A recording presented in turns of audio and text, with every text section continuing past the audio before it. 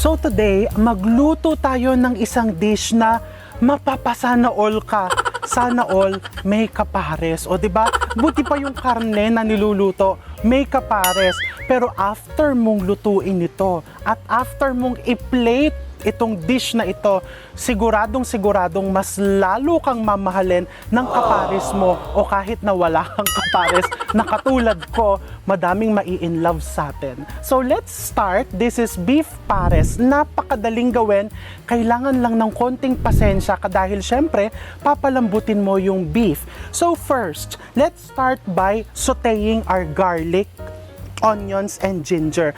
So meron akong malaking kaserola dito. Bakit naman ang laki po ng kaserola mo? Para talagang nasa parisan tayo, no? So itong lulutuin kong karne ngayon is 3 kilos. Pero syempre, konti lang naman po kami, chef. 4 lang po kami sa pamilya. 3 lang po kaming kakain. Pwede mong hatiin yung recipe. So first, you start by sauteing the garlic. So let's saute the garlic. Mainit na yung aking oil. Kailangan, di ba, very generous ako sa garlic. Sabi nila parang may farm daw ako ng garlic. Kasi syempre masarap yung madaming bawang. So for this recipe, you want to saute the garlic until it's light brown. Hanggang mag-light brown. Okay, so you saute it until light brown. That gives me time to slice my onions. You need 2 large onions sliced. Okay, so I'm slicing my onions. Ganyan lang, hindi mo kailangang sobrang liit ng slice because anyway, you're going to braise it or papalambutin mo yung iyong karne, yung baka with all of the ingredients. So 2 to 3 hours of braising or slow cooking, malulusaw yung onions mo, releasing all the nice flavors of your ingredients. So 2 large onions, parang ang dami, no?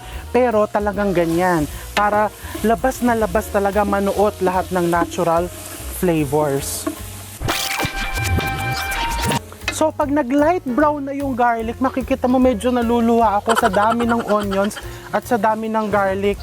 Pero okay lang yan, hindi ko yan ipapa-edit dahil alam kong maluluha din naman kayo pagka naghiwa kayo ng onions. O diba? Mas maganda yung natural. So ilagay mo yung onions mo. Put the onions. And then you also need ginger. This is sliced ginger. Ayaw ko po ng ginger, pwede mong tanggalin. Actually, when I tested this recipe, tinest ko din ito ng walang ginger and actually okay din naman yung lasa. Ang ginger lang, it helps na tanggalin kung merong konting lansa, 'di ba yung iba, especially yung mga gifted tasters, yung natitikman nila yung ultimo, medyo maanggo or gamey yung karne, may konting lansa, natutulungan ng ginger na matanggal yon. So syempre, very important kapag nagigisa is you season your gisa either with patis or salt. So I'm putting patis para a lot of natural umami, no? Natural flavor enhancers. So igisa mo lang yan and then next, ibubuhos ko dyan. I have here 3 kilos of beef. I cut the beef into smaller pieces. I'm using brisket and maganda yung may konti ding mga taba-taba because of course, the taba will keep the meat moist, no? Kahit na matagal mong palambutin. So ilalagay ko na dito 3 kilos.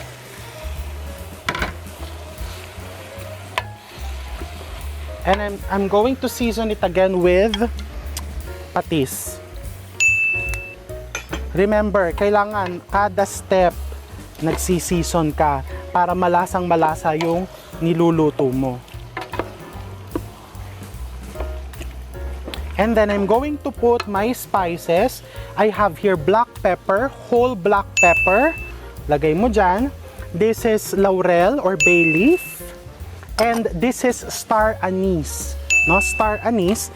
And I'm also going to put Chinese 5-spice powder. Yan yung magbibigay ng unique flavor and aroma sa iyong pares. And brown sugar. Yung brown sugar, pwede mong bawasan yan. I'm putting 1 cup dito sa recipe na to. Kung hindi ka fan ng medyo manamis na pagkain, pwede mong gawing half a cup or 3/4. Bawasan mo ng konti. Brown sugar ang nilalagay natin to maintain the nice brownish color of the dish. So, isang kutsa mo muna yan. Ang bango. Ang bango-bango niya. Chef, hindi po ako kumakain ng beef. Pwede po bang pork ang gamitin ko? I'm sure pwede naman. 'Di ba? Pork pares, may ganun ba? May ganun na. Pagka gumawa ka, magkakaroon na ng ganun. O, di ba? Kung gusto mo chicken, o chicken pares. O, di ba? Bakit hindi naman kikibupo yan? Kung anong karne ang makakapagpasaya sa'yo, yun ang gamitin mo. No? And then, I have here 1 cup of soy sauce and kailangan ko din ng half a cup of vinegar. So, bubuhusan ko to. 1 cup. This is 1 cup. And then you put half a cup of vinegar. The acidity of the vinegar will give it a very nice contrast balance.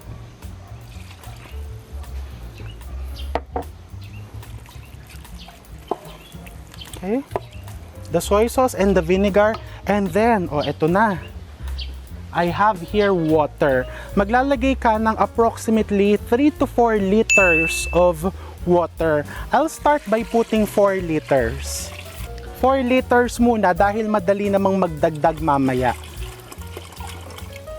So, 4 liters of water. Lagay mo dyan. And then, papakuluan mo to. Pag kumulo na siya, ilalagay mo sa mahina lang yung apoy. And then, you're going to braise it. When you say braising or stewing, low flame lang, mahinang apoy, you're slowly cooking the meat para maging malambot. Huwag mong ilalagay sa malakas na apoy dahil pag malakas yung apoy mo, akala natin mas mabilis lumalambot yung karne. Pero ang nangyayari doon, the higher the heat, umuurong yung karne natin. It's losing moisture. So mapapansin mo na dry and lumiliit yung size ng karne. So low flame, pero sa simula pwedeng high flame. Pag kumulo na siya, tsaka mo hinaan yung apoy and then you're going to braise it or stew it for approximately 2 to 3 hours or until fork tender na yung iyong meat. So, my pares has been boiling for 2 to 3 hours already, mga 2.5 hours, and ipapakita ko sa inyo kung gaano ng kalambot yung ating baka. Makikita mo, no? Nabawasan na din yung liquid niya compared kanina. So, you see how tender it is? Okay? Fork tender. Pero hindi dapat yung parang nadudurog na. Wag naman ganon. No? So, mababawasan talaga siya ng tubig, mga 1/3 yung ibababa nung kanyang sabaw. Huwag kang lagay ng water because of course, medyo magiging bland. Tatabang naman yung lasa. This is called reduction. Ibig sabihin, pinalambot mo nang nabawasan yung liquid niya, nag-concentrate naman yung flavors. So, kung titikman mo yan, tikman natin. Kung titikman mo, malasang-malasa yung sabaw. So look, nakikita mo, no? Malabnaw. Paano mo mapapalapot yan? You're going to put slurry. Slurry is simply cornstarch. Meron akong cornstarch dito. Lulusawin ko lang sa tubig. So tansyahin mo lang, depende sa lapot na gusto mo. Pero basically, yung perfect na lapot ng pares is yung nakukot niya yung kanin, no? Makukot niya yung sinangag mo. So you put your slurry and then tansya-tansya, tignan natin, no? Kung ma-achieve na natin yung lapot na gusto natin.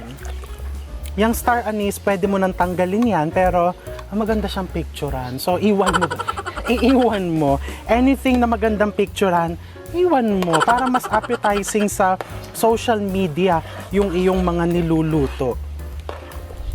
So this is now the perfect consistency. Not too thick, not too thin. Pero kung gusto mong mas malapot, pwede mo pang palaputin pa ng konti, no? See? Okay? So the pares is ready. Now, what I'm going to do, lalagyan ko lang siya ng konting spring onions and then the rest pang garnish. The spring onions will give it a very nice flavor. Just finely chop the spring onions and then tatanggalin ko na siya dito sa apoy because I'm going to show you next how to cook the sinangag. So now, let's cook the garlic rice or the sinangag. So I have here some garlic, finely minced garlic na tinost ko kanina in oil. Yung oil na ginamit ko dyan, so in-strain ko siya. This is now my garlic oil. Yan yung gagamitin ko pang sangag. Okay?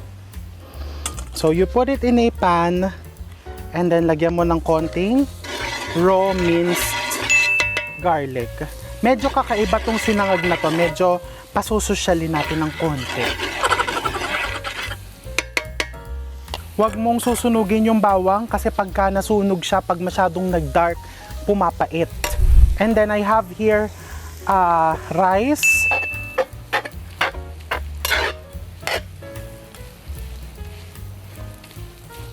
And then the secret here is nilalagyan ko ng konting oyster sauce para talagang maging dark brown yung sinangag.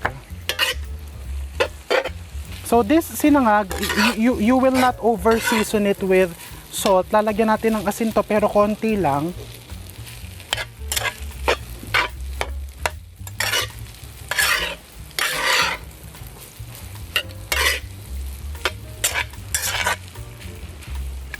Lalagyan ko pa siya ng konting rice because I feel like napadami yung nilagay kong garlic oil.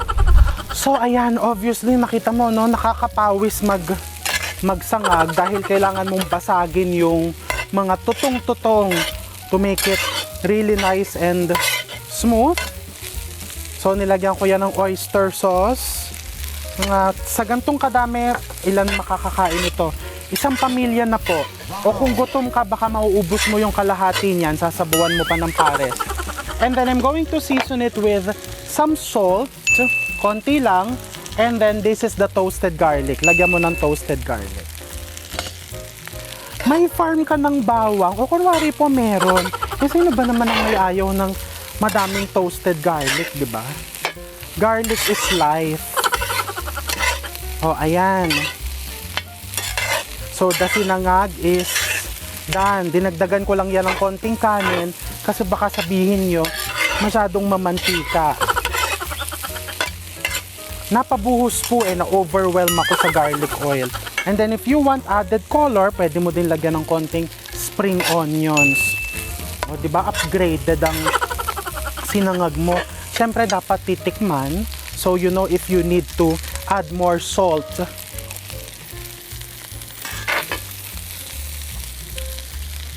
Okay na siya. Gusto ko na mag-tasting kasi parang bagay na bagay talaga siya with the pares. So, you get some rice.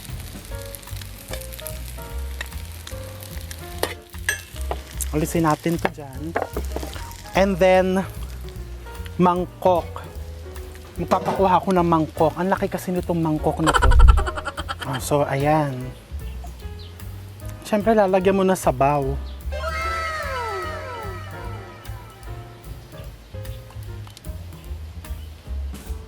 And then, more spring onions.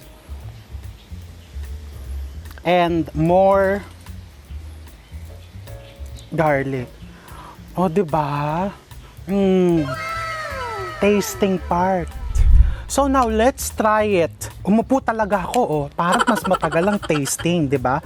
So, I like to try it first na walang kanin. It's very tender.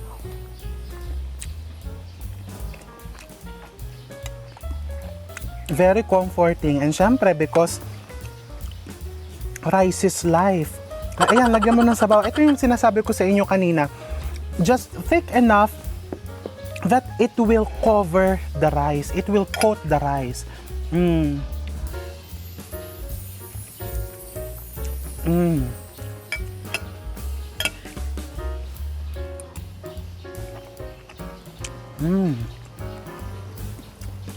Ganyan daw. Tinutulak mo daw papunta dun sa kanin. O, di ba? Sabi ko sa inyo, pag nagluto ka niyan, mamahalin ka niya lalo. O, di ba?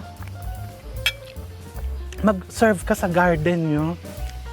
Parang lang kayo nagde-date, di ba, ng asawa mo or ng partner mo. Kain tayo sa labas, bawal po lumabas ngayon. O, magluluto ako ng pares because you are the perfect pair for me. Oh, di ba? It's really good. And, chef, masyado pong madaming sabaw. Yung sabaw niyan actually is pwede mong i-recycle. Isama mo dun sa susunod na batch mong lulutuin ng pares. 'Di ba? Or, if you want to be more exciting, pwede mong gawing sizzling pares. You can also use bulalo. Bone marrow pares. It's really good.